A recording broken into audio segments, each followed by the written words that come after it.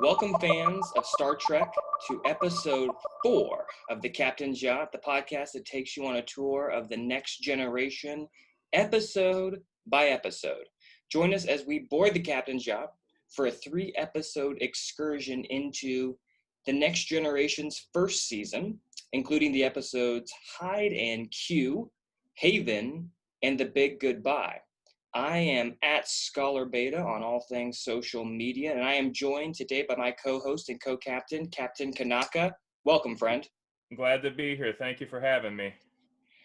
So, again, I just want to say at the beginning of this, Captain, that we are putting this podcast together as two teachers who are doing a project ourselves and a model of some experimental learning.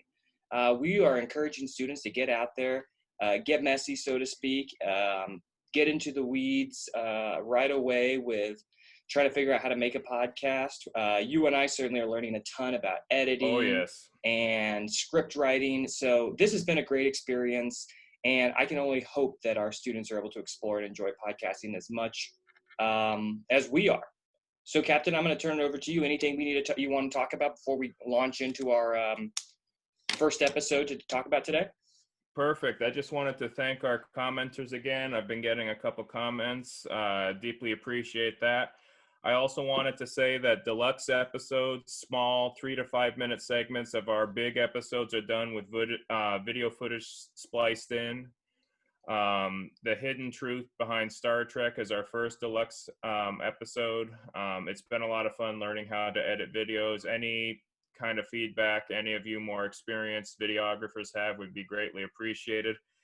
I'm tentatively planning on doing another deluxe episode, which comes from our episode, The Naked Now, where we discuss where classic Trek succeeds, where Kurtzman Trek seems to stumble a little bit. I'm curious to see what the response is to that. Also, word to commenters, if there's anything else you think we should pursue. We've mentioned to Picard and having a day of reckoning with that. We're open to you folks, and we're learning, so we appreciate any feedback you all have on this. So thank you. Excellent. So I think without further ado, let's start talking about Season 1, Episode 10, Hide and Q. Stardate 41590.5. This episode is all about Q and Riker, but before we get into that, let's a little premise. While en route to aiding a mining colony that has just suffered a massive collapse, Picard is accosted by Q again, this time with the intent of turning one of his own crew into a member of the Q continuum. So this is, to me, a classic Trek episode, and it actually establishes a really important kind of subgenre or trope, and that is the Q episode. We're going to almost get one a season, and there's several more to go, several that are excellent, and a few that are kind of painful to get through. But Yes. This episode definitely establishes the Q episode, and some other tropes that I want to talk about a little bit later. There are some definite parts of white culture that I want to talk about that are showcased in this, especially individualism. And the other part is that concept of humanity being tested or on trial. We're going to get a little bit more of that again, and I'll chat about that. So, Captain, what's going on behind the scenes of this episode? So this was the first written contribution of Maury Hurley to Star Trek The Next Generation. I've made mention to him before. Maurice Hurley was the head writer from Miami Vice and The Equalizer, both very high-profile police procedurals from the 1980s. He was hired by Gene Roddenberry's personal lawyer, Leonard Maizlish, and the fact that he was hired as head writer for the show upset a lot of Trek mainstay writers, especially DC Fontana, because as Fontana put it, Maizlish, quote, never wrote a word of science fiction in his life. And we've made mention, especially with The Naked Now, on how his influence coming from the Miami Vice perspective might have affected that episode. But Hurley is credited with writing this episode. However, there's a catch. When Hurley wrote the episode, showrunner Gene Roddenberry was so displeased with the script that he completely rewrote it. And then this in turn upset Maurice Hurley to the point where he basically requested that the pseudonym C.J. Holland be used in the credits instead of his own name. So no one seems to be happy about this episode, but these 3 episodes in particular seem to be historically important in their own ways. You see a lot of major turning points in the trajectory of season 1, courtesy of these 3 episodes, I think. So this episode's impact seems to be more behind the scenes. So do you think we should get into deep cuts now, Scholar Beta? I absolutely do. And I'm going to let you start us off.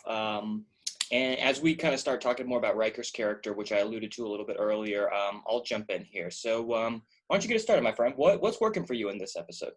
So ever since I first saw this episode 20 plus years ago, I have an affection for this episode. It seems to be, you mentioned the Q episode, and this being the first quote unquote Q episode outside the pilot.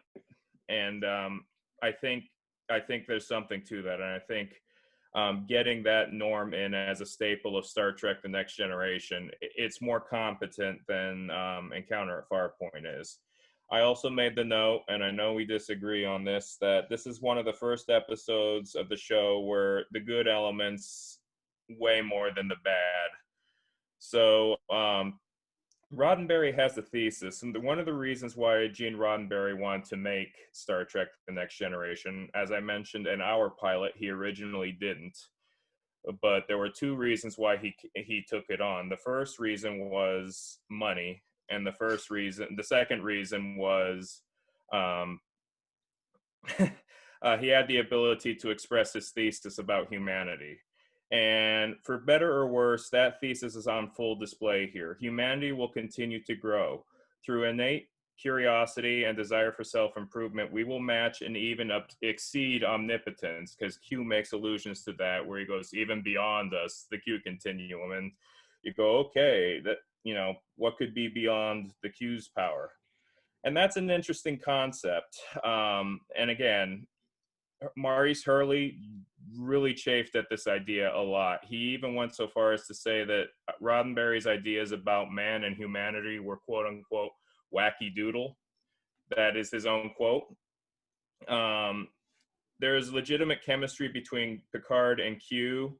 The scene in which they are sparring by quoting Shakespearean lines, I just gotta say, I come from a literary family. My mother is a retired English teacher who has an affinity for Shakespeare, and having those 2 characters go back and forth and spar by quoting Shakespeare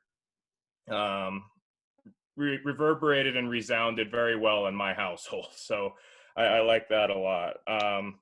The climax of the episode deals with legitimate character study that fit all characters perfectly. Riker is a man of his word. Despite having omnipotent powers, he still obeys Picard.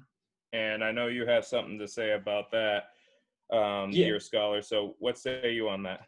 Absolutely, yeah. So we're talking about the part of the episode here where we've kind of skipped over the kind of the battle game part, but maybe we'll go back and talk about that in a second. But basically, Riker has been given the powers of the Q, and so this is sort of a test of Riker and kind of a test of humanity by proxy through Riker. And so, like, what would we do? What would you do with Q powers? How would you act? How would that change you? And at first, it's kind of interesting because Riker doesn't act very different, right? He gets these Q powers and he makes some enemies disappear and teleports crew members around a planet / back to the Enterprise, which is really things he could already do, obviously with the power of technology and not just snapping his fingers. But yeah, I think it is a continuation of that idea that we get an Encounter at Farpoint, that humanity has kind of a dark past and has been given powers and has abused those powers and has used them to do all sorts of nasty things like the eugenics war and the post-atomic horror. And so potentially, Riker could become like a an omnipotent despot here. He could really be a terrible person. He could really do some terrible things, but you're right. He's a man of bond, of loyalty, of honor, very Klingon in that way. And ultimately he doesn't use his powers to destroy, to tear down, to obliterate. He actually attempts to use them to help his fellow crew members, and I'll talk about that a little bit later in my section on criticism. But I actually think the part of this that works for me is the test of Riker. Though it's just my only last thing I'll say is it's not a very long test. To test to see if what someone will do when they're a god. He basically has these powers for like 3 of the 5 acts or 4 of the 5 acts, right? And we don't really get to see him like contemplate this later or be sad that he gave them up or anything like that, right? It just to me seems like a little bit shallow of a test. Maybe we spent a little bit too much time on the planet fighting those pig, ape, French soldiers, whatever they are, Yeah, So, what else? Do you got anything else? You're thinking about Riker and his Q-like powers, or should we keep chatting about the other characters? Well, okay, so having him not, so I read an article recently while I was researching this and how very much averse. Okay, so you bring up the criticism that he doesn't get to explore his powers a lot, and that is a valid criticism, especially by the landscape of modern media with long-form storytelling and whatnot. But one of the many dictums, and this is one of the few dictums and rules not set by Roddenberry, is everything needed to be resolved in each episode. You couldn't have any lingering things. You couldn't have any story threads link into episode after episode like you see today. So do they use their time effectively with that? To a certain extent, yes. To a certain extent, no. As I said, if you were given omnipotence and then it was taken away from you after only 4 acts, you'd think that'd have a major impact. I definitely agree with you on that. But nothing happened there, and I blame that more on the landscape of late 80s, early 90s television, where even events that happen to other characters are brought up and then brushed away very quickly. Even Picard's assimilation. So that is terrifying and disturbing, and you have it in Best of Both Worlds Part 2. Yes, go ahead. You're right about that. I was thinking that there are some major things here. This is kind of an interesting transitional period in television, though, because the character who gets the longest running arc in this show, where past events will be brought up in future episodes, is Worf, in my opinion, and even Data to some extent. Picard not so much. Riker really vaguely. The Imzadi stuff follows him a little bit, but not really. And it's just, you're totally right. It is a product of its time, but at the same time, I guess I am obviously looking at this with glasses that show me through season 7, and I can see that they're actually going to attempt to bring back some character ideas and moments and development and have them go beyond the episode, which is really interesting. It's not so much like they are not resolved in the episode, but that they kind of come back to reward fans in a way. But more than fan service, it actually has implications. So anyways, and I just think about Worf. Worf runs all the way through DS9. In the very last episode of DS9, he's doing consequential things that started in TNG. So I don't know, my friend. You're right. It is a product of its time, and I just want it to not be so much at the same time. But yeah, you can't have it both ways. Well, unfortunately, they do reach a compromise, and when we get into season 2 and 3, we can definitely talk about that. But you bring up Worf and the many arcs that the arc to his character, it actually starts here, I would argue, because you bring up DS9, and Worf, for those of you who haven't watched Deep Space Nine, he actually gets married at one point. Yes, sir. Satisfying the arc or concluding the arc that has started here with Worf getting a mate. This comes out of left field entirely. This happens during the climax of the episode where Riker attempts to give characters what he thinks they want. Yes.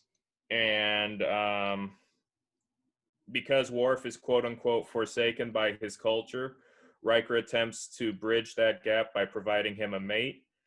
Again, left field, but it definitely does a lot of the heavy lifting towards what's going to be paid off. My goodness, 8 seasons of him, Oh, more than yeah. that even, because you got More 7 than that, seasons yeah. of Next Gen, and then he came aboard season 4 of Yep. Deep Space Nine. Yeah, so that's 10 seasons. Yes, 3 full seasons of DS9 plus. Yeah, absolutely. Yep. Lot of heavy lifting, and that's why I have a soft spot for this episode, because they have those moments where they set things in motion that get paid off in some cases 20 years later. My goodness. Yeah. So I got a question. Shoot. And then we can run by this. Did you get the impression there was an attempt to build a relationship between Worf and Yar during that scene? That is interesting. You asked me that. I am watching very closely for relationships in this show because it's something we're going to talk about in the next episode, Haven, because it's all about relationships. And I totally didn't see this. But now that I'm thinking about it, I'm wondering if you're right, if they were going to maybe start giving Tasha maybe some more kind of like aggressive, kind of like not Klingon qualities. We already know she's kind of breaking stereotypes. She's a woman in charge of security and defense, which you don't get very often in television. And I suppose that could be appealing to Worf and that they could kind of come together in that way. That's interesting. I hadn't really thought about that too much. Okay, let me ask you a question now. I'll put you on the spot. And I know that didn't give you a satisfying answer, but do you think it makes more sense thematically to pair Tasha with Worf or Tasha with Data? Or someone else? It doesn't really matter. You could pick anyone, but I'm just curious. At this point, anything would have been better than what we got, because Yar ends up leaving the show partially because she doesn't feel utilized as an actress. So anything is better than what we got. But in terms of personality, and goals, I think she would be better off with Worf than Data, given the choice, because they both. Go ahead. No, it's just interesting. No, go ahead. No, finish your thought. I like it. I like it. They both so they both have a sort of warrior mentality. You brought up the whole breaking stereotypes thing. If I may use the term, perhaps tomboy mentality.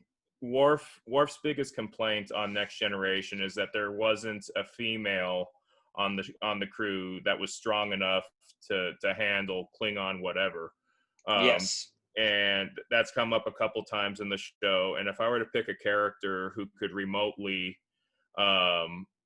reach those and match those criteria, it would be Yar. It would not be Troy, although they try to shoehorn a love triangle in season 7 with Riker, Troy, and Yar. But I would say, Riker, Troy, and Worf. Yeah. But I think Yar, given the choice between Data and Worf, I think Worf would be a better fit. They both more or less want the same thing, and they both serve as security officers. So, yes, you had something? I'm going to get into some criticism in our next discussion in Haven about making a central or early storyline about women romance or them getting in relationships. It's not like we have a date, we get a character episode for a man and then it's all about him getting into a relationship. So I guess I'm kind of like, I asked that question not as like that's the only place her character could go, but of sort of of the hints or teases that they show us. I was just kind of curious. Data is kind of like I guess I kind of see him as changing. Obviously, he's going through his process of becoming slightly more human. And, Tasha isn't really going through that. She's going more through like a healing arc, finding a family, so to speak. I guess Data's kind of doing that too because he's a band. That's why I thought they joined. They made maybe some sort of sense thematically, though I guess Worf's doing that too. Yeah, you had an idea. But the only reason I bring up this theory at all is because the Klingon mate Yeah. materializes, attempts to, shall we say, solicit Worf, takes a look at Yar, and then she winds up to strike Worf.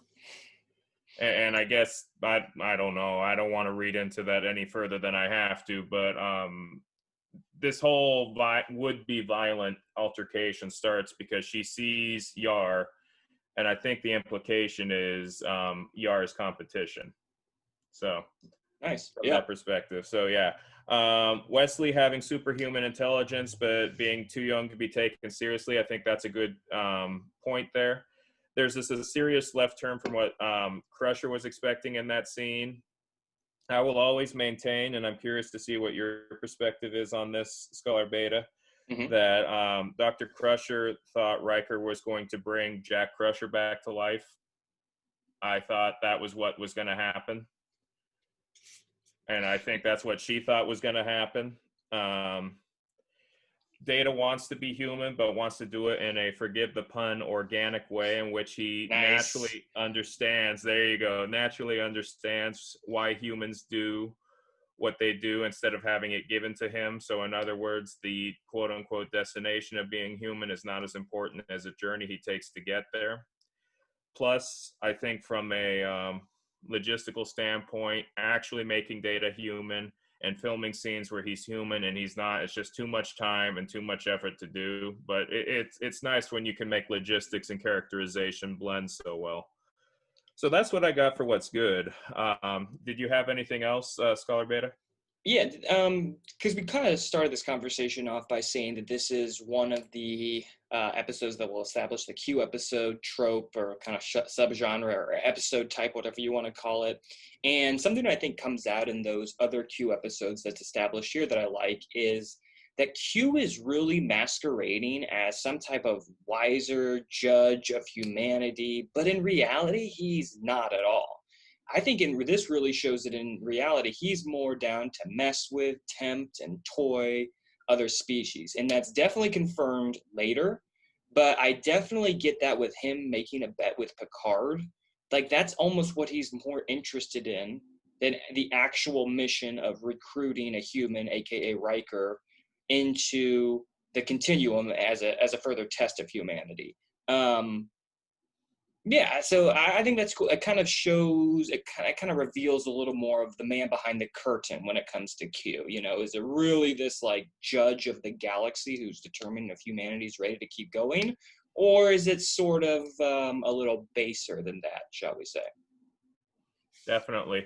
One other thing to add there, I have this discussion with Star Trek fans a lot, and a conversation I had last week dealt with Q always representing chance and the random element. And while I was having this conversation, chaos theory was brought up and how Q could be a thematic extrapolation of chaos theory, which was started in the 1960s when the original show came about, but then began to mature as a professional discipline by this part in history. So seeing Q as an extrapolation of that, if you want to get thematic, he's Loki. A lot of students that I've had in class make comparisons between him and Loki. I think that's very well done. Interesting. Nice. Yeah. So there's definitely a lot to be said about Q. You can take a look at Q from multiple angles. You can take him at face value, or if you want to get really deep into his character, there's a lot to see, as opposed to other villains and characters in Star Trek. So that's what makes him so fascinating. So with all that in mind, would you like to get into what doesn't work about this episode, Scholar Beta? Yeah, I've got a couple points, and maybe I like your take definitely on this first one for sure, because this is where we kind of disagree. I feel like this is a worse, less serious version of Encounter at Farpoint, and I'm thinking about this really structurally too. We Enterprise on a mission, interrupted by Q, must prove themselves to Q or the continuum, the end. And I see this as kind of an episode of testing Riker to see what decisions he'll make, and as an extension of kind of testing Picard in that first encounter at Farpoint interaction with Q.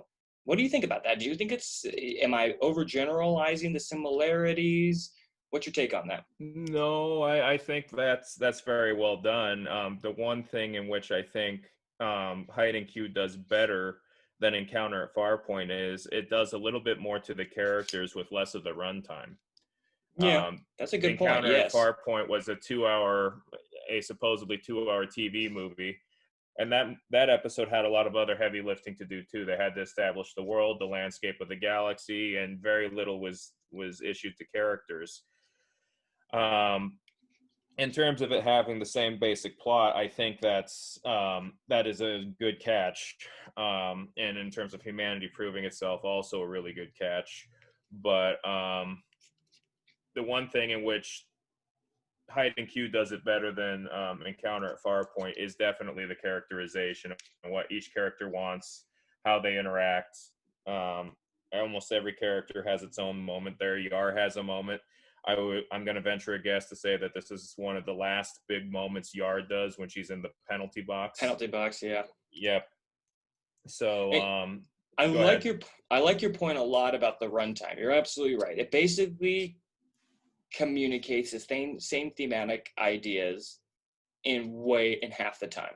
And I will definitely give it props for that. Because like we talked about, that Encounter at Farpoint episode does kind of drag for a little while there, especially in the middle.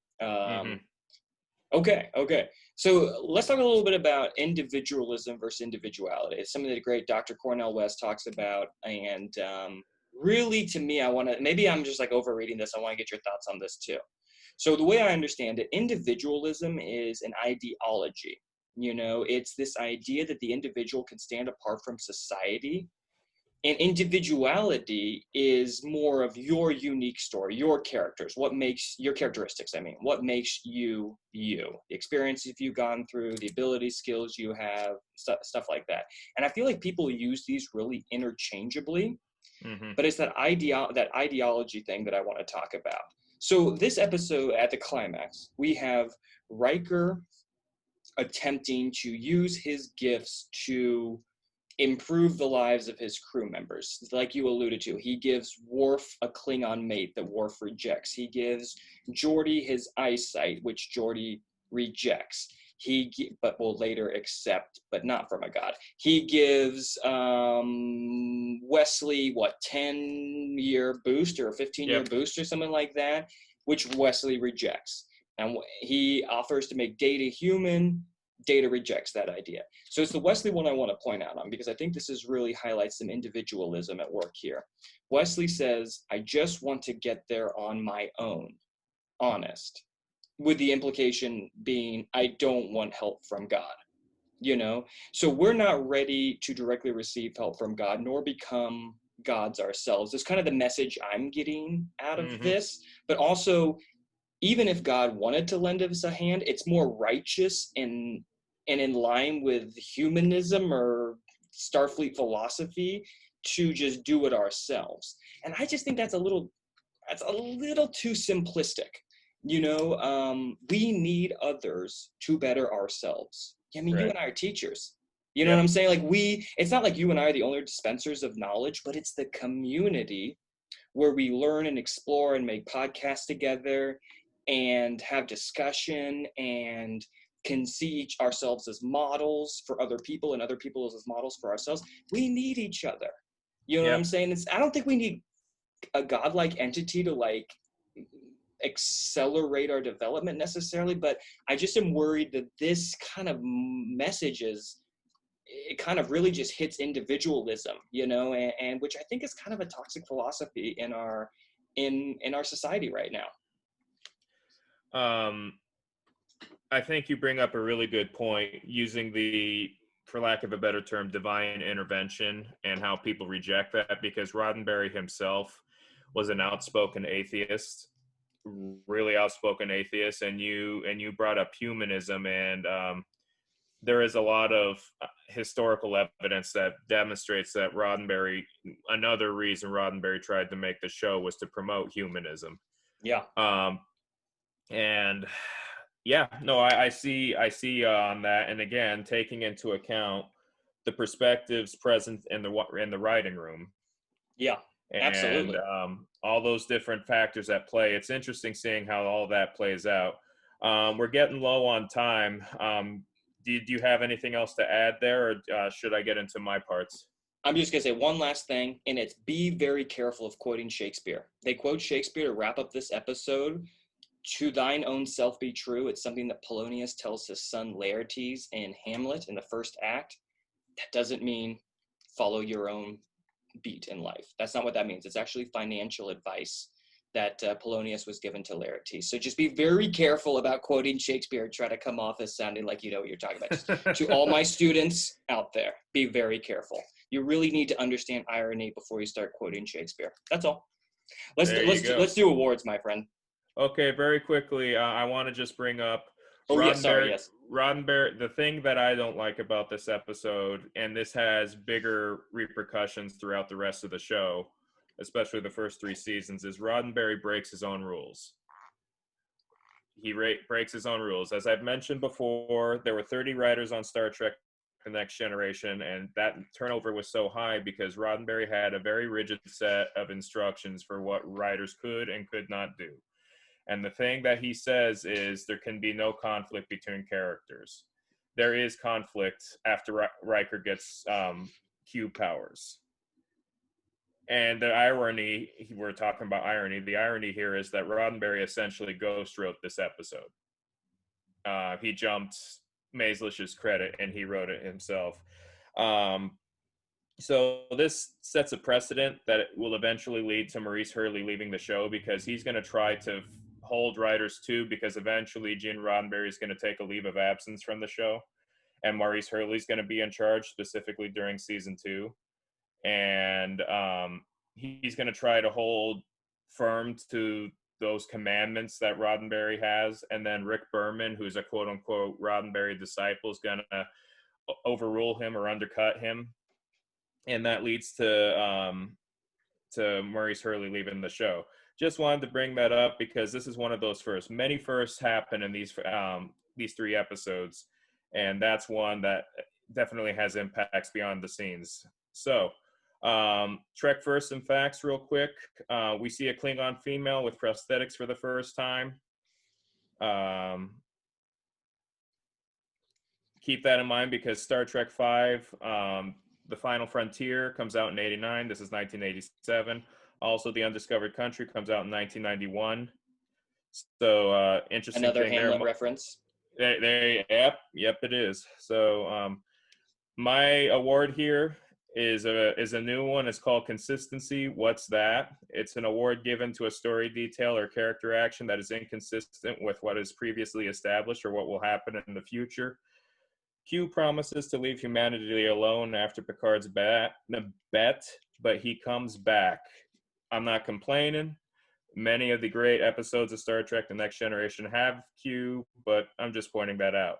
So in the time we have left, Scholar Beta, let's talk interiors. You know, there's only one interior featured in this episode, and that is the bridge. Let's take a look at it. It is a beauty. It is, I call this thing the Grand Marquis, of starships. My grandpa drove a Grand Marquis. I may or may not drive his former car. And it's like you're driving down the highway on a couch. And that's what I love about this bridge. It is super comfortable, but also when they get into a tactically demanding situation, everyone's at their station. Everyone's got a role to play. There's plenty of room for that to take place. Plenty of room for each character to have a station and also shine in the episode. And the lighting on it's very beautiful. You can see everything. It's quite even. I know that's more of a television thing than a movie thing. And when we get the Enterprise D bridge on film, it'll become much darker and harder to see. I just think from a fan's perspective, having it all lit up and we can see all the details and we know where everything is, that just makes it so much more exciting. So yeah, just want to shout out the bridge. Obviously, we spend a ton of time here, but this is literally the only Enterprise interior for this episode. That's very true. All right, are we ready for beam out? I think so, my friend. Great Wonderful. discussion. I really enjoyed them. I did too. All right. With that in mind, I'm going to reset the transporter. And if you want to set us up for the next episode, that'd be great. Let's do it. My friends, we are now moving on to episode 11 of season 1. We're cruising through this. This is exciting. And that episode is Haven. Stardate 41294.5. In this episode, let's talk about what goes down. As Picard and the Enterprise are about to enjoy some shore leave on the planet Haven, Troy finds out that she is to be part of an arranged marriage to a family friend out of her father's past. Meanwhile, an alien species thought to be long dead emerges, still carrying the plague that annihilated their civilization. Dun, dun, dun. So, genres, this is straight up romance with a capital R, my friends. And it's a little bit of space opera, too, because we got a magical planet in the background that we actually never go to or find out much about, but that's okay. So what else is happening trope-wise? We have an over-the-top alien ritual, and that is a naked Betazoid wedding. We're all guests. Even the wedding official is to appear nude, and that's pretty crazy. And to me, that's an over-the-top alien ritual. We're gonna have a lot of those in TNG. There's also some prophetic dreams. There's also a magic planet that supposedly has healing properties, but we never get to see it. And a very Trek trope, we have shore leave interrupted. We're gonna get this a couple more times. So those are some of the big parts and pieces working in this episode that is mostly structured around Troy having to deal with the fact that she's now to participate in this arranged marriage. So tell us a little bit about what's going on behind the scenes with this. Well, there isn't much, but there's a couple things to bring up here. The original titles for this episode, there were 2 titles in earlier scripts. Love Beyond Time and Space, which made me think of Interstellar by Christopher Nolan. Oh, and Eye of the Beholder, which incidentally enough will be the title of a Next Generation episode later on in the show. Also, if you pay special attention to the hair, you'll notice that this episode was nominated for an Emmy for Outstanding Achievement in Hairstyling. So, wow. Not a lot of drama behind the scenes on this one, not that I could find. But you have the first appearance of Majel Barrett Roddenberry, who we could do an entire episode on her life and her relationship with Gene Roddenberry in Star Trek. It is very colorful and multifaceted, but none of that applies to this particular episode. So, getting into deep cuts here, what works about this episode? The main crux of this episode is the relationship between characters. There are mainly 3 that I can think of off the top of my head. You got another relationship that you explore, but for the purposes of the main characters, you have Riker and Troy. You take a look at Riker's goals and ambitions, summarized by the line, Bill, more than anything, you want to be a starship captain, correct? Which is what Troy says to Riker. Riker replies with, but that's not all I want, Deanna, which gives him some dimensions. There you go. Yeah, very sweet and very precious. But in terms of characterization and in terms of current Star Trek, not understanding dimensionality to characters, that's a nice touch. You have something, Scholar Question. Bennett? What do you think about Bill versus Will? Just, as in calling Riker by his first name or shortening his first name. It shows very deep affection, and that's something that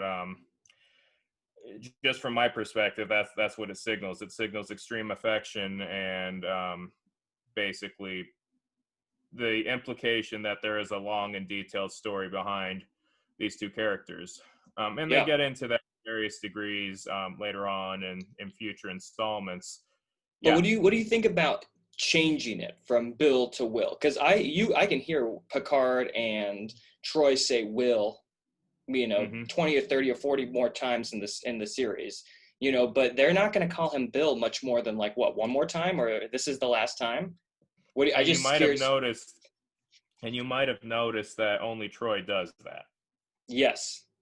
So, and that's what I'm getting at in terms of the dimensionality of their relationship. There's the professional relationship where her default for referring to Riker is Commander Riker, and then Will, and then when it really gets into the heat of it, Bill. That's right. So yeah, you can definitely gauge the emotional intensity of a scene based off of how Troy refers to Riker. It's either Commander Riker, Will, and then when you really need it, the break the glass moment is Bill. So, And then I guess yeah. you have Imzadi too. Oh, and then you got Imzadi too. But that's definitely something to bring up there. You also get more characterization for Deanna, as Deanna Troi, as seen by her relationship with her mother. The eccentric by Troy's attribution, Loxana Troi flaunts her powers while Deanna conceals them. She's more pragmatic and adaptive. She says a starship has its customs just as betazoids do. I'm paraphrasing that a little bit, but you really definitely see Troy's pragmatism in a way that I think is really interesting when compared to her mother. And then the punchline relationship for every single episode of Star Trek is Picard and Loxana, Troy's mother. They're polar opposites of each other, and yet some way, somehow, they kind of give off a vibe of being an old married couple. Picard is formal and rigid. Loxana, fingernails on a chalkboard can be a proper description of her mannerisms, but she's, to channel Picard's diplomacy, free-spirited. She is definitely free-spirited. Yes. When I first watched this series, Loxana and Q grated on me. But honestly, they're some of my favorite people to come back to and appreciate. I'm glad they're not main cast, but at the same time, they are awesome. Okay, yeah, I want to elaborate on that relationship piece just a little bit, because I'm seeing a couple other things going on here. And I'm thinking of this in terms of like not only love triangles, but then we got some like love squares or quadrilaterals or some crazy stuff going on. So yeah, as you alluded to, this is a story about relationships. We got the Troy Riker one. That's the pretty obvious one. That's, in my opinion, that's kind of a 24th century look on relationships. And in this episode, they have to process their feelings for each other, and Riker ends up processing his feelings by brooding on the holodeck. And then we have another relationship with Troy and Wyatt, the man that she is supposed to marry. And that's kind of like a 16th century look, because this is an arranged marriage. And those two characters have to process what this ritual means for themselves. And they are actually able to find some bond and chemistry rather quickly, which is interesting. Wyatt's kind of a sensitive artist type. Mm-hmm. And then finally, we have Wyatt and this mysterious kind of dreamy blonde woman, okay? And that's kind of like a timeless look at relationships, like that prophetic, deep, love. And this is kind of the least understood relationship in the episode, but it's also the most important and helps Wyatt, who is a doctor. You may have missed it because he paints, and that's kind of the central kind of like character thing they introduce. But yeah, they say that he practices medicine. He slips that in there in like a line or two. And that now that he has met this woman out of his dreams, he's actually able to fulfill his own purpose as a healer of these Torellians who, like, as I alluded to in the premise discussion, I keep saying alluded to, as I mentioned in the premise discussion, they're infected by this plague, which, Starfleet thought wiped out their entire civilization. So actually that final relationship materializes, Wyatt's purpose in life, so to speak. which is really interesting. That's honestly what relationships, are supposed to do, help both people flourish. Oh So yeah. I think that's really fascinating. So, yeah, this is definitely a look at relationships, and you hit the big ones between the main cast. But there are a couple other smaller things going on also that I think are interesting to look at. So with that said, Scholar Beta, what doesn't work about this episode? Yeah, my number one complaint about this is that we get our first true Counselor Troy episode, and it's about her in a relationship. And not Yeah. only a relationship or a romance, but a wedding, a union where she has zero, as in no, agency. She has really no choice in this. She basically says in the teaser, which is all of 2 minutes, that it's my marriage. So it's really, yeah, it's basically, this is what happens when men write women, and they do it quickly and they're not really thinking about it, in my opinion. Okay, we have this female, what do we do with her? Let's put her in a relationship. Okay, what kind of relationship? A marriage. How do we make it dramatic? Let's make it an arranged marriage, that she has no say in. So I'm not really. I really love Troy too, and I think Troy is one of the least utilized of the bridge crew. That is actually incredibly cool as a great character. So it kind of hurts to see this go down. Definitely. Any thoughts on that, or did you read that as well, or yeah? What else? Yeah, I there? definitely read that. I the 16th century description that you use, how the Riker Troy relationship is 24th century, and the 16th century is very benighted in many different ways, and not conservative, but archaic is definitely a good thing. So with that in mind, my perspective is this entire central concept falls flat. Yeah. Genetic bonding, Betazoid betrothal right. I got a lot of vibes that they were trying to go for a Pon farr thing from Amok Time. I kind of got that vibe a little bit, just a little bit, where in terms of this completely derails the character and we have to do this thing because tradition demands it. However, Amok Time does this light years better, because in that situation you have a culture that builds rites and traditions around a biological process, an infradian rhythm, to use psychology for Spock's Pon farr in the Vulcan Pon farr, once every 7 years. Chemical and hormonal changes happen, resulting in extreme madness that can only be solved by mating, for lack of a better word, aka the Spock and Heat thing. Nothing like that happens here. I wrote down, and I know you wrote some things in here too, where we just wrote a long list of questions about how this was not explored to the best of its ability. So it's established that Troy's late father and Stephen Miller, that name didn't age well, came no, to... it didn't. No, Nice. Stephen Miller came to an agreement that their children should marry each other. Why? On what basis is this genetic bonding supposed to happen? And you it's brought up an between two interesting people point. of different species. Yeah. Ostensibly the genes of a Betazoid are pretty dramatically different. Racial biology doesn't exist, and the genetic difference between people with different skin colors is incredibly minor. Yet, you would think that the genetic difference between humans and Betazoids who have telepathy would be pretty significant. So why? Yeah, is this eugenics? I don't really get it. Uh-huh. What's in it for Troy? What does she have Yeah. no say in this? I don't really get that either. Yeah, and there are so many times in which I just go, why? And again, why? So Yeah. Wyatt's father invoked the right of marriage completely out of nowhere at the start of the episode. Why? Yep. At least within Amok Time, there's a biological reason for why Spock needs to participate in his arranged marriage. He's gonna die if he doesn't, because the Vulcan equivalent of cortisol is gonna go through the roof, and Spock's gonna die. That makes sense. This doesn't. You bring up Yes. an interesting point on the function of arranged marriages, Scholar Yeah, Beta. and I am calling this an arranged marriage. I know that it's technically not discussed that way in the episode. They call it a genetic bonding, but if it walks like a duck, you know what I'm saying? This is an arranged marriage. This is a sci-fi arranged marriage.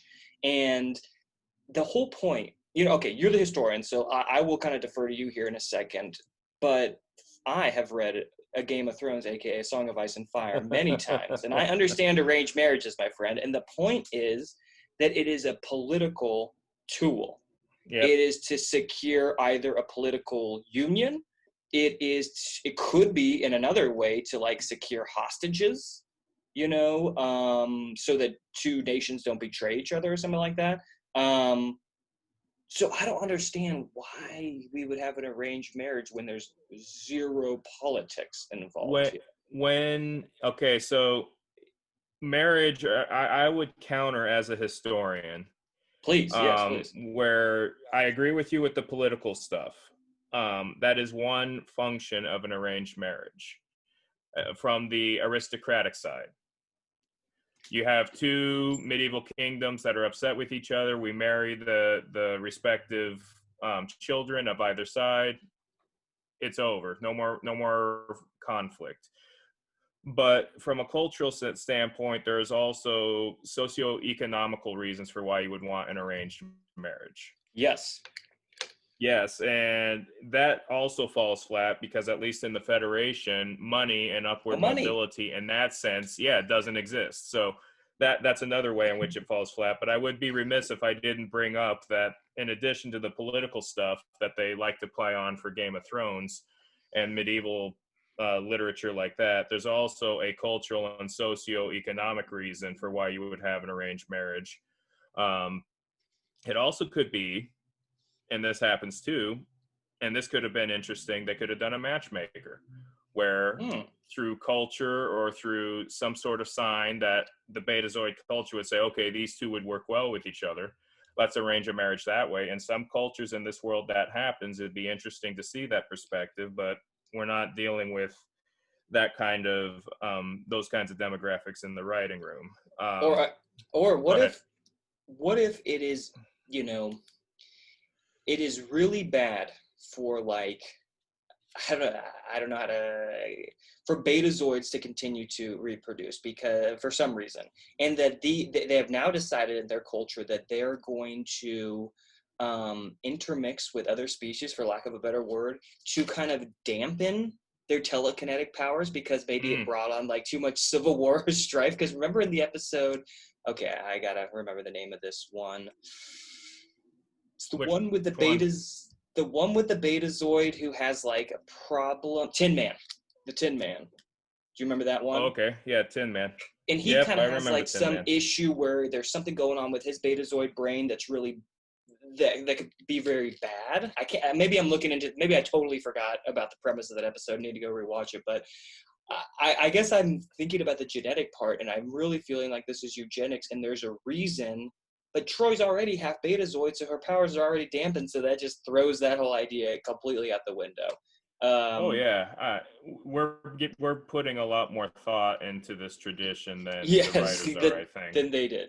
Okay, my last thought on this, my friend, is just go ahead. Who are the Millers? They don't seem to be friends. They don't seem to be friends necessarily with Lwaxana. Maybe they were super close with Dad, and just we don't get to actually see the actual real greatness of their relationship. But to me, they're just kind of nothings. We don't really see any. We don't understand anything about their family. So yeah, I think there's a big nothing burger there. They're not characters. They're plot devices. They are definitely not characters. And the only thing, okay, again, just to very briefly go back to the function of this tradition. Yeah.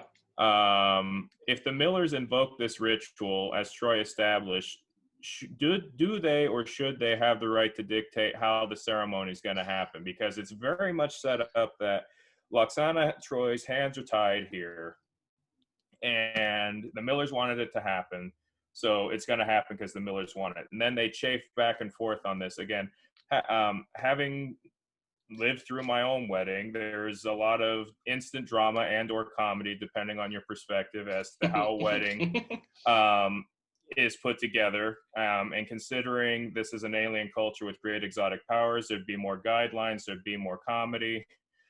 I don't know. Again, we've discussed more about this than probably the writers did. Other thing I want to bring up here is the character of Wyatt is, from my perspective, the weakest part of the character of the episode. He's just a little bit better than the Millers themselves, the parents, in terms of a character. He's barely a character. Let's just put it that way. He's still a character. He's still worth discussing. The parents themselves are plot devices. So, so with a few extra revisions, this is what's so frustrating about him and about this episode. Wyatt is getting telepathic visions of a woman he thinks is Deanna. Yes. And with a few extra revisions, a few extra pieces, that concept could have worked.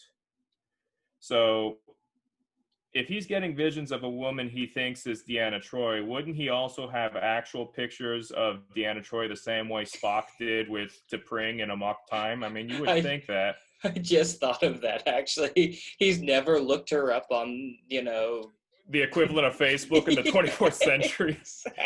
Exactly. So, or maybe it would have been one. Or the holodeck or something. Exactly. It would have been one easy line of "I obeyed the traditions and I didn't look you up." Simple line.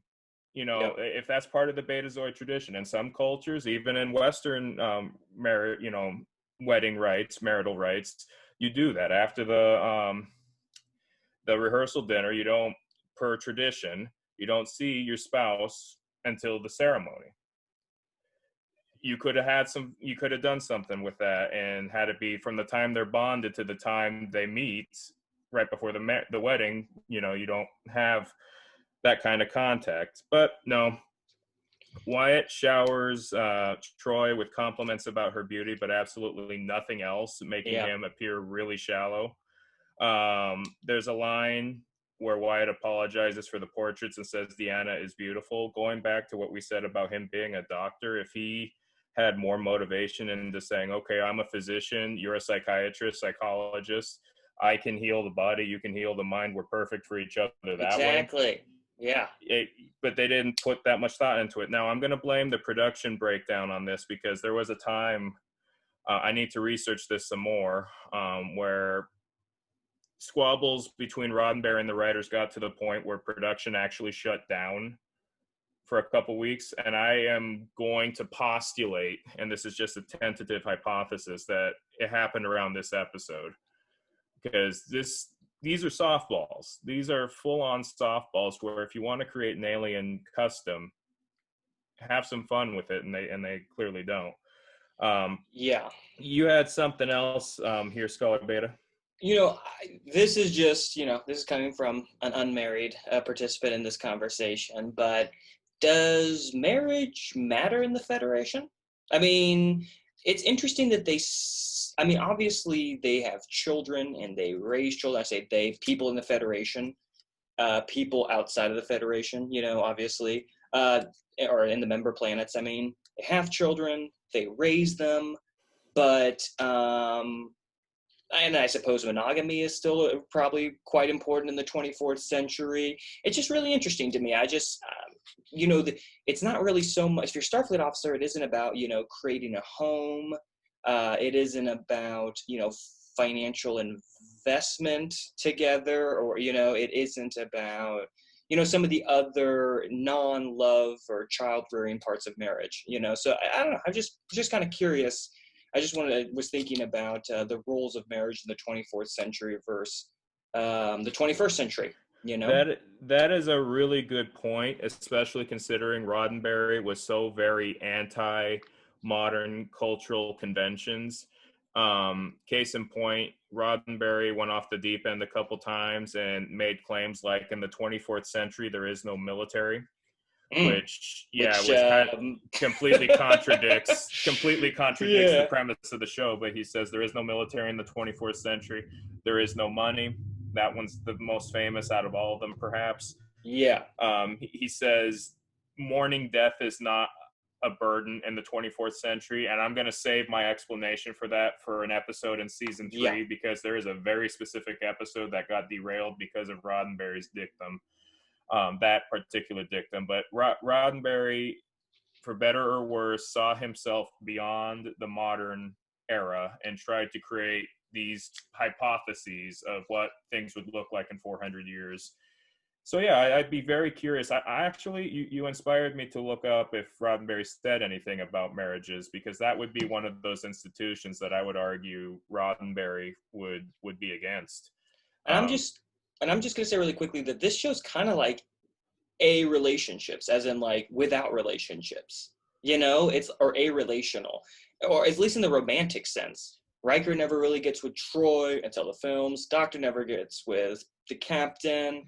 It's not really till Deep Space Nine that we actually get some relationships. You know what I'm saying? Yeah. Maybe in Voyager, if I'm missing one that I can't, that Chakotay and Seven of 9. But yeah, this show really never launches a character relationship. It really doesn't. Couple times with Wesley, but yeah, you're Oh, definitely. yeah, with Leffler. I forgot about that. Yep. I forgot about Leffler. Ashley Judd, but yes, yeah, that's right. We digress a little bit. So are we ready for first and facts here? Let's do it. Wonderful. So Karol Strucken, the actor who plays Mr. Holm, there's a very interesting Star Trek Addams Family connection. The guy who plays Mr. Holm, who the only time you'll ever hear him speak, because he comes back with Lwaxana a couple times, is in this episode. He would later be contracted to play Lurch in the 1991 remake of The Addams Family. There is precedent for this. Mr. Holm, Strucken, played Lurch in the 1991 remake, and Ted Cassidy, who was Rook from the original series episode, What Our Little Girl's Name Made Of, also played Lurch in the 1960s show. So some 7 degrees right there. Wow. Exactly, 7 degrees of Lurch. Yeah, exactly. So my episode awards here, I only got one, the Picard Facepalm Award. There's actually 2 recipients for this, given to highlight an embarrassing detail of an episode. They run the naked Betazoid wedding gag a little thin, mostly because of Lwaxana Troi and her narcissism. Yep. She keeps perseverating on that notion, and it's like, okay, there's the comedy rule of 3s where you do something 3 times and then it's done. I would venture a guess to say they do this 5 times. They do it over 3. Oh, and then in like 3 more episodes too, we're going to learn all about it, so. Oh, yeah. And then again, briefly in Nemesis. They only do that twice, though. Yeah. You know who else is naked all the time? Ferengi women. This show's got a strange hang-up with that, Anyways. We could do an episode specifically on Roddenberry and why that is. Trust me, Okay. Roddenberry is not a saint in that regard. Interesting. Yeah, that's why I got back to the Majel Roddenberry one. There is a story there that we, if there's interest, so the audience, if you're interested in hearing that, we can discuss that, but it's a very complicated. Roddenberry was a complex individual, and his affections make complicate factors even more. So that's the big winner. You got to give your honorable mention, because I'm going to talk about that when we talk about interiors. The honorable mention, whatever Riker is doing in his quarters during the episode's teaser. So right before the credits start, he's in his quarters and he's sitting back watching 2 holographic women playing lutes. And he's got this weirdly contented look on his face. It's I don't know. It's just awkward. It's painfully awkward. If you look at our notes, you could see. Let's talk about that. Let's transition right now to Enterprise interiors. I have to go back, even though we just covered this interior. It's Riker's quarters, because that's where we start, and there he is hanging out with his feet up on the table, and he's watching 2 holographic women. And he talks to them as on his way. He says, "Sorry, ladies, I don't got any more time for this," or something to that effect.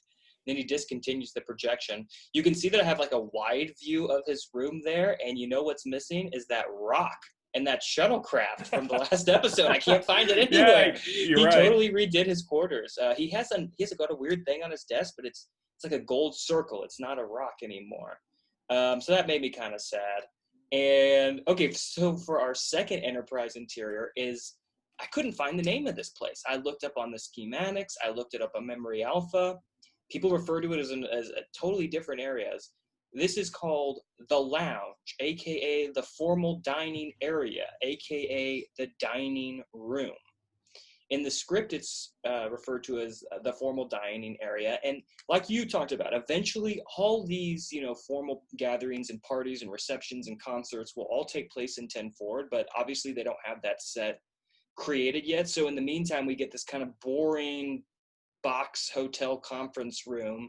Though I do kind of like that United Federation of Planets plaque behind Picard and Beverly there, to kind of give it an air of gravitas.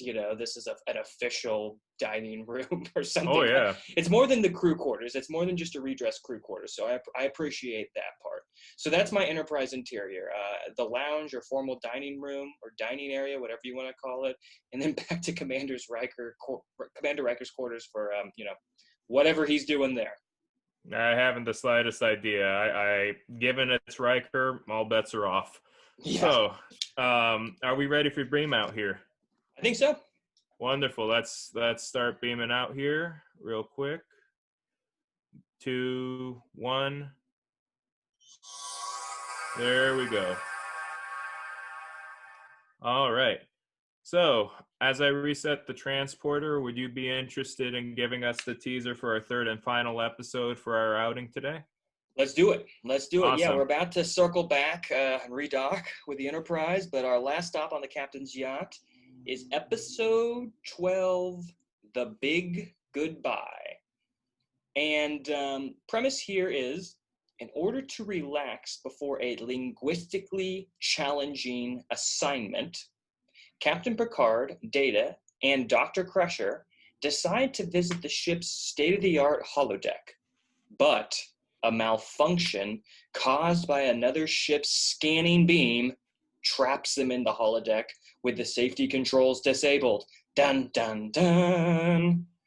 So, what are we dealing with here? This is actually kind of interesting. This really breaks away from science fiction because it's a holodeck episode. And we get kind of a pulpy detective film noir episode with Data, Beverly, and Jean-Luc. So that's pretty cool. And some of the tropes that we're dealing with and again, I just love talking about tropes. We get to get away from some sci-fi tropes. Obviously, there's a holodeck malfunction. That's a original Star Trek trope that's going to happen, 5 or 6 more times. And the other sci-fi trope we're dealing with is an impossible alien language. That's basically the whole premise of the show, is Picard's really struggling to master this alien language. That's going to kind of come up again in Darmok, but in a different way. And so what are we dealing with for like the pulp detective film noir tropes? We have trench coats, cigarettes, femme fatales. I'm kind of calling Beverly's role in this kind of the innocent, more girl next door role. We also have the fridging of a femme fatale. We'll talk about what fridging means if we need to. And we have a MacGuffin. So we have all sorts of cool things going on in this episode. And as you and I were talking before we hit the record button, of the 3 that we watched this week, I actually like this one the most. And I really just think it's because it shows off Patrick Stewart and Brent Spiner and Gates McFadden. Like, they've got some acting chops in this. And also the Cyrus Redblock, I think is the villain's name on the holodeck. Mm-hmm. He is awesome. I really appreciated his performance. And so, I really enjoy this episode. You kind of think of holodeck episodes as kind of like, not throwaway, but like kind of more gimmicky for fun kind of style. But no, I actually really quite like this one. So take us behind the scenes, my friend. What's going on behind the camera on this one? So Roddenberry came up with this episode at the beginning by suggesting that the Enterprise should do a mystery on the holodeck. Writer Tracy Torme, who also wrote Haven, built the story in the classic film noir style. There were several intentional references to Humphrey Bogart. The MacGuffin that you mentioned, the item, which is never defined, was Yep. basically a stand-in for the Maltese Falcon. Yep. That was intentional. Dixon Hill's original name in the script was Dixon Steele, which is a direct reference to Humphrey Bogart's character in the movie In a Lonely Place, which was Torme's favorite film. Torme, if you take a look at that scene in where Data's trying to read all the pulp Yeah. articles about Dixon Hill, you actually see that Speed Torme is reading. credited.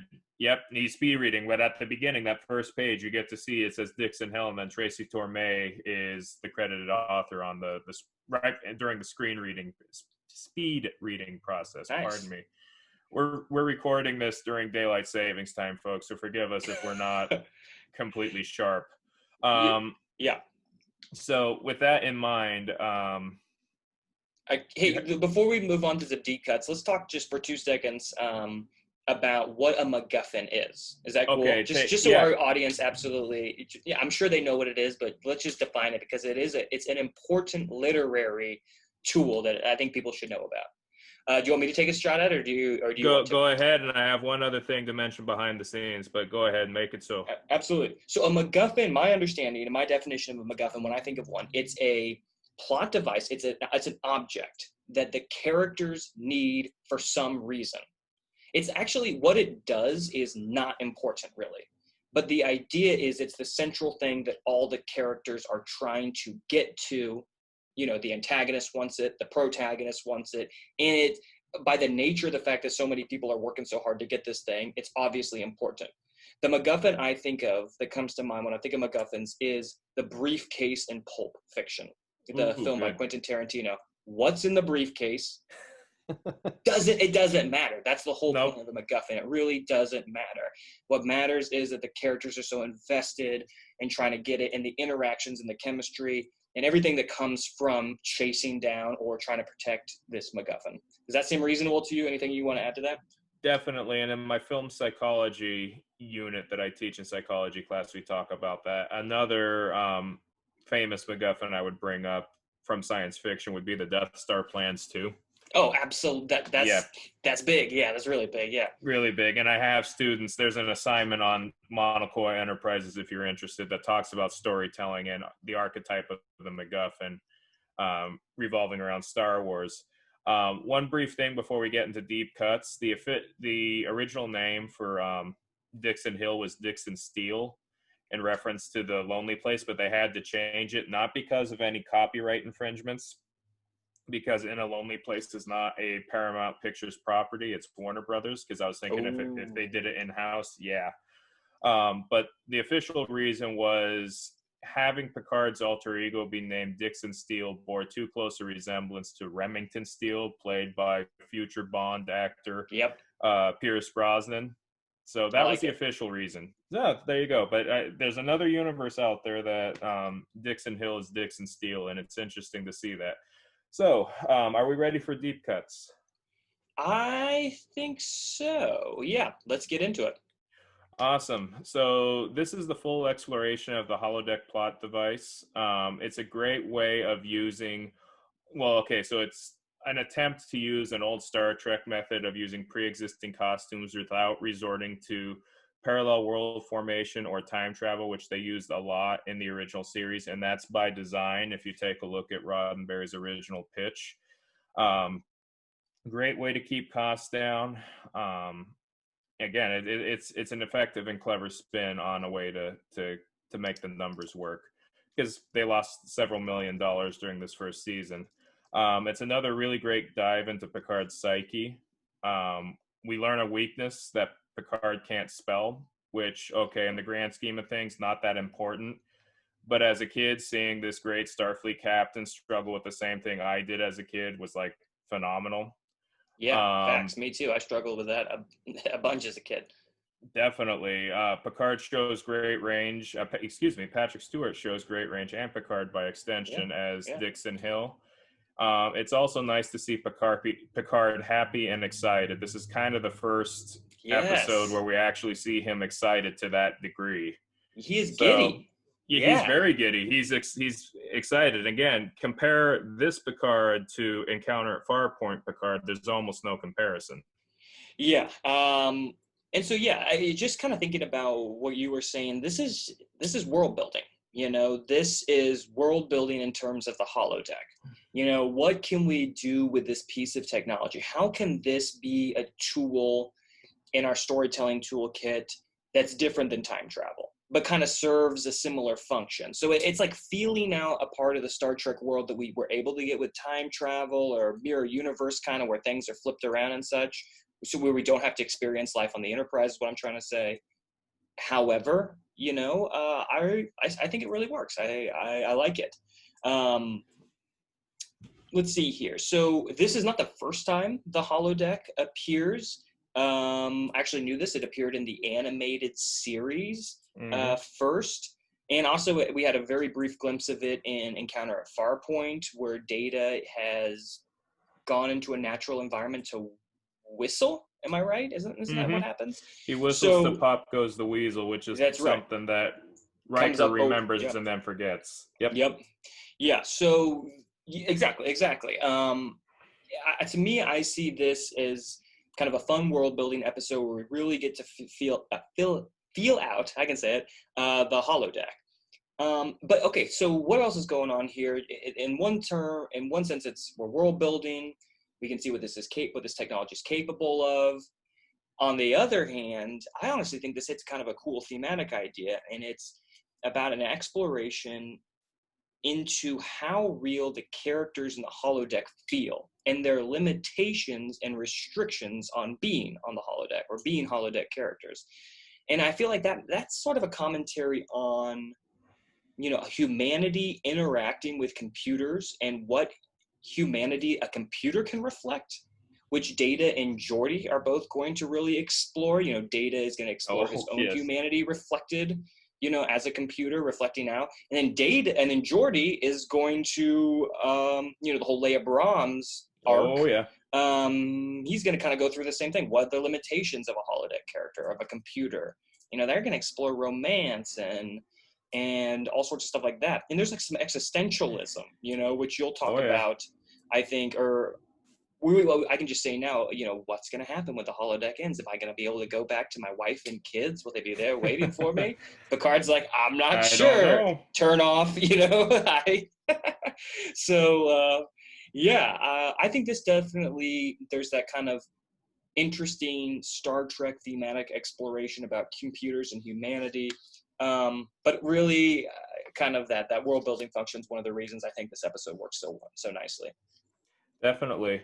If I would also add, you brought up Data as a character. Brent Spiner also has a lot of really good scenes in this episode. Brent Spiner in general has a talent for doing voices and impressions. There's actually an outtake on the Blu-ray copy of Star Trek The Next Generation Season 1 where you can see Spiner, who's dressed as Data, but he does a Jimmy Stewart impression on the bridge of the Stargazer, of all things.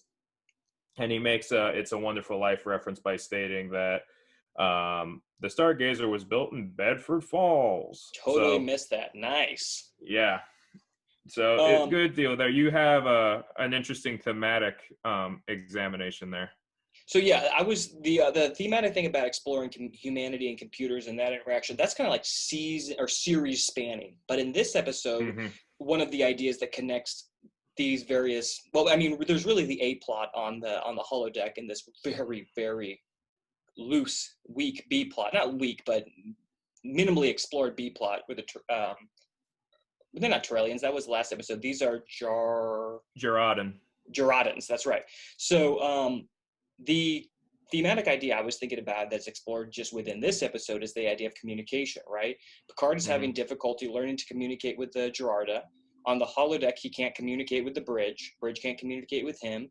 And when he first walks into the holodeck, he is out of place. He can't walk the walk or talk the talk. He's wearing his Starfleet uniform, and he doesn't understand the expressions and the references, like to Joe DiMaggio, right? I think is one of them that they make. Joe DiMaggio. Yeah, exactly. So like he's like kind of, he can't communicate with the holodeck. He's kind of he's out of place there. So I think that's kind of interesting, that there's these kind of ideas of communication and communication breakdown running around throughout the episode. Definitely. Oh, and a shout out to Mr. Whalen, the historian and fiction expert. That must have been kind of hard at Starfleet Academy to explain why you were studying history and fiction, unless you wanted to be a historical fiction author. But Yeah. hey, you got both the truth and you can invent it. Very nice, Mr. Whalen. Yeah, okay. The Waylon actually qualifies for one of my awards at the end. I have words for Waylon, but okay, yeah, we can save it. Yeah, we can save it. We'll definitely save it. So, if I may, I want to talk about what doesn't work, and there's two things that doesn't, both of which are awards. But I do want to point out in terms of precedent in the beginning of things.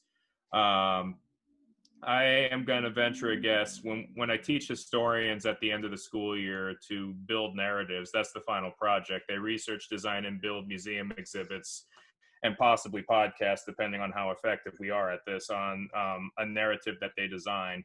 And one of those narratives is one of the functions of a narrative is finding a starting point. And I'm calling the starting point here. This episode in particular, I'm going to say, is the beginning of the end for Yar.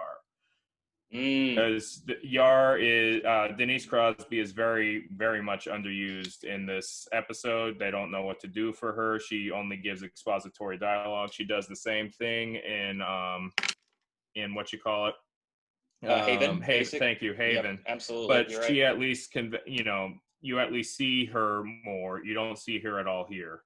And there's a few voiceover parts. So this is definitely, I would argue, that in terms of the beginning of precedence, this is where Denise Crosby feels underused as an actress and starts pushing her way to get out of the show. And in a couple episodes, we're going to be covering her funeral. Spoilers. Yeah. So, yeah, I'm calling it here. That's my biggest point on what doesn't work here. Yeah, my biggest one too is like having to make the holodeck malfunction as an excuse to use it. Like eventually we're just gonna stop doing that. Like Deep Space Nine and Voyager are just gonna have episodes, I think Voyager at least, I can definitely picture the ones in Deep Space Nine. They're just gonna have episodes where it's about the holodeck and we're just gonna accept that. We don't have to accept that they're going in and then dun dun dun, something crazy happens and they can't get out. The holodeck is a cool idea. And I understand why this one, they wanted to make it malfunction. That's, because it's kind of one of the first holodeck based episodes or it is the first one in TNG. So I get that, but I'm looking forward to when we don't have to make that excuse, And then, okay, last thing I want to talk about, and this plays such a small role in the episode, and that is there's the femme fatale who hires Picard, to investigate who's trying to kill her, right? And then when Picard re-enters the holodeck, she has been murdered, and Picard and company are picked up for her murder. So this trope is called fridging a woman, and it comes from an episode of Green Lantern where Green Lantern's girlfriend is murdered and then put in the refrigerator. Why? I couldn't tell you. But he comes home to find his dead girlfriend stuffed inside a refrigerator. And you hate that? Yeah, exactly. And the reason writers do this is to give men motivation to go on an adventure or participate in the plot of the story. Oh man, my girlfriend's dead. Now I got to go do something, get revenge, whatever. And so while it plays a very small part in this episode, I actually think that's why I want to highlight it, is because it is such a staple in storytelling that it can almost go unnoticed. Another dead woman that propels a man to go do something. This is actually even more prevalent in gaming. There's a great series online that my students watch called Tropes Against Women. And yeah, it's a huge plot device in video games to murder a female and then have the guy, basically bust out a couple weapons and then go on a killing spree in the name of that woman, So I just think it's important to point that out, that is a trope. It's a toxic trope. And while it serves an incredibly minor purpose and is more of a, throwback to film noir, I just, it's a good talking point for, paying attention to that trope and seeing it outside the film noir and seeing that it's still super prevalent. So that's my speech on fridging female characters. Thanks, Captain, for giving me that platform. One counter perspective, because I definitely agree with you that it's usually used for for females in terms of fridging, but you could also make an argument for something adjacent to this in Star Wars with Han Solo. He, in his own right, kind of gets this is your area of expertise more than mine, but I've heard the term frozen and freezing an actor, where you put them in a state of will he die or will he not die, or she die or will she not die. Essentially, they essentially fridge Han Solo in Empire Strikes Back. You could argue that too. The only thing I'd say about that is that Han has a character, and so does Leia. And it's not like okay. You know what I'm saying? Like, they actually have Sure. like some characteristics, and it's not just used as like the motivation for Leia to go. And God, the carbon's freezing scene is so amazing. It's one of the best scenes in film and science fiction, fantasy film history. Gosh, it's so good. And the cliffhanger, is he alive or dead? There's so much good things going on there. It is interesting. I never thought about that from a fridging perspective, honestly.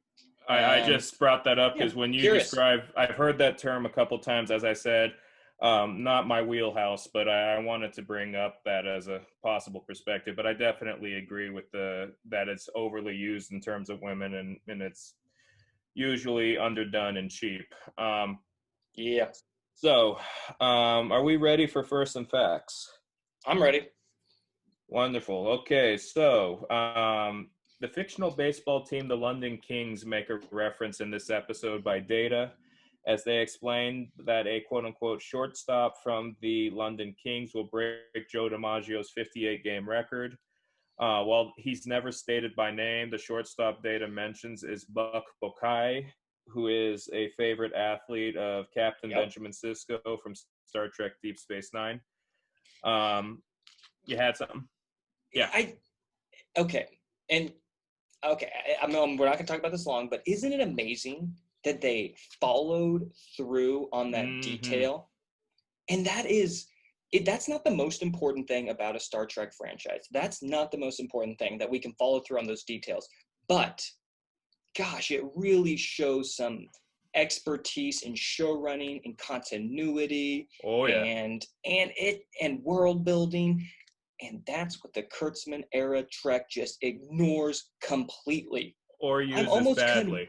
I'm almost convinced they don't have someone whose job is to go back and check to see if these things work or mesh or don't mesh with Berman era, Roddenberry era Star Trek. I absolutely agree. It's mind-boggling that they could get this right. How did you say his name? Buck Bokai? Yep. It's amazing they could get that right, but they can they could miss so many other things. That's all I want to say on that. Yeah, I'm looking forward to our Kurtzman era episode where we can discuss that more, but you're absolutely right. And it is, well, I have my own thoughts on that, but it is impressive that they were able to follow through on that. And that there's other things like that where even in the context of Next Gen, where they drop a very minute detail, and then several seasons later, sets of 25 episodes, they come back to it. With a huge writing cast. Like you said, the guy who wrote this episode did not write the episode of Deep Space Nine where they play baseball on the holodeck or have anything to do with Sisko's character. No, that was just showrunners and producers and writers caring about that stuff. So definitely. Yeah. This is the only episode of Star Trek in any iteration, original series, Next Generation, even Kurtzman era, to win a Peabody Award. Interesting. Yeah. Interesting. Yes. They're going to win Hugos and Nebulas, but and some Emmys too, I think, but no more Peabodys. They're going to win Emmys, but not Peabodys. Interesting. Okay. So, yeah, most of the cast said that this episode was their favorite so far. In the first 12, this was their favorite. If you were ever wondering what the Gerardin looked like, because you never saw them on screen, but they were written, they couldn't make the costumes because they didn't have the money for it. In the scripts, they were designed to be wasp-like creatures with pointed yellow and black features with waving black antennae. So, yeah. Weren't the Borg supposed to be kind of like that too originally? Oh, yes. I got a lot of stuff for that particular topic. Cool. We'll talk about that then later. Season. Awesome. Oh, yeah. So do we want to get into awards? Yeah, let's do it. I like it. All right. So there's 2 awards here. The first one, I didn't bring this up for what doesn't work, but it definitely could qualify as what doesn't work. We got a Picard Facepalm Award, which is given, as I indicated in the previous episode, to something that's just profoundly embarrassing and awkward. Picard's climactic speech at the end of the episode, where he speaks this difficult to understand language to the Gerardan, and it's supposed to be intense and tense because the Gerardan will eviscerate the ship if he messes up. But it's comical. He's basically pronouncing something that would appear on a screen if your cat or little dog walked across the keyboard.